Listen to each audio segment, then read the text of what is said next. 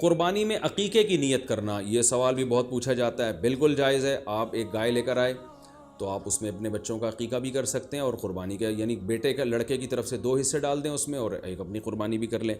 ये भी बिल्कुल जायज़ है। नाबालिग़ औलाद की तरफ से क़ुरबानी, देखिए जो नाबालिग़ औलाद की तरफ से क़ुरबानी है अगर तो इंशाअल्लाह उसको सवाब मिलेगा। क़ुरबानी वो आप ही की तरफ से होगी, तो यानी आप ही उस क़ुरबानी के मालिक हैं। तो क्योंकि जो नाबालिग़ है ना उस पर क़ुरबानी बहरहाल वाजिब नहीं होती, चाहे वो कितना ही मालदार क्यों ना हो।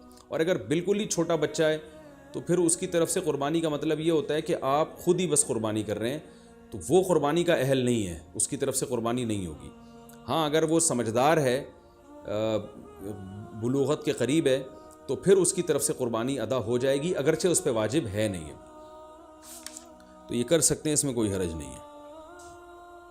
अच्छा, एक अहम मसला ये भी है कि ऊँट को ज़बह करना ये सुन्नत नहीं है। ऊँट को नहर करना सुन्नत है। खड़े खड़े उसकी टांग बांध के ना यहाँ चाकू मारा जाता है और एक्सपर्ट जो कसाई होते हैं वो ऐसे ज़ोर से कट लगाते हैं कि एकदम फव्वारा निकलता है, ऊँट बहुत जल्दी ठंडा हो जाता है। और जो अनाड़ी होते हैं वो बहुत तकलीफ़ देते हैं जानवर को, वो घुमाते रहते हैं उसमें और उनको सही नस मिलती नहीं है, रग मिलती नहीं है, ऊँट का खून कम बहता है, वो बहुत देर से उसकी जान निकलती है। तो ये बहुत जो है वो अच्छा काम नहीं है जानवर को तकलीफ़ देना।